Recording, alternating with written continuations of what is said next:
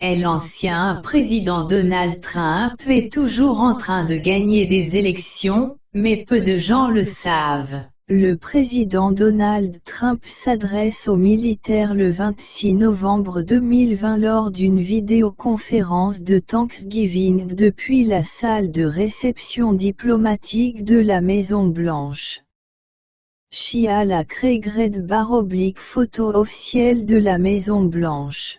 Les médias grand public et Big Tech ont supprimé tout discours post-électoral sur ce qui s'est vraiment passé. Il était interdit de discuter de toute irrégularité qui s'est produite. Ensuite, la suppression des comptes de médias sociaux du président Trump a été un moyen d'empêcher Trump de communiquer la vérité à ses partisans. Même les tribunaux ont déclaré qu'il n'y avait pas eu d'élection frauduleuse.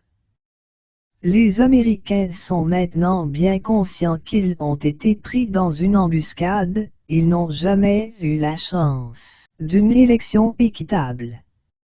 Toutefois, la pression pour dénoncer les irrégularités de vote est toujours implacable. Affaires électorales devant les tribunaux. Combien de personnes savent que les poursuites liées à l'élection sont encore lentement en train de tracer leur chemin à travers les tribunaux?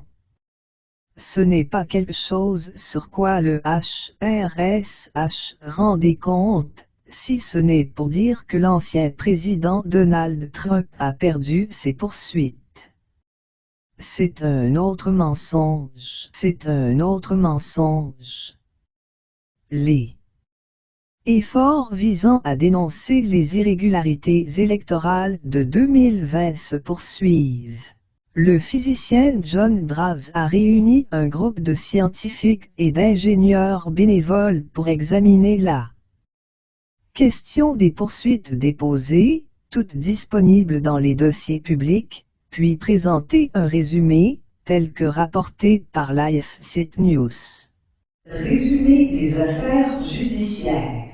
Le rapport sommaire, connu sous le nom de poursuites électorales présidentielles de 2020 liées à l'intégrité électorale, présente les poursuites d'une manière lisible, la façon dont les diverses affaires ont été considérées par les tribunaux, et les résultats flots.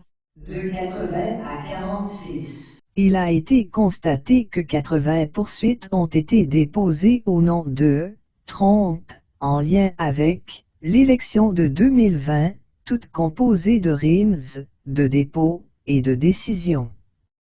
Sur ce total, 34 ont été retirées, jointes à d'autres poursuites ou rejetées, en raison de problèmes techniques ou de calendrier. Les poursuites rejetées n'ont jamais été rendues devant les juges, de sorte qu'on ne peut pas compter dans la colonne des pertes pour Trump. Il rappelle plutôt que les tribunaux n'ont pas regardé les éléments de preuve de ces élections, et qu'ils devraient être notés dans l'histoire en tant que tels.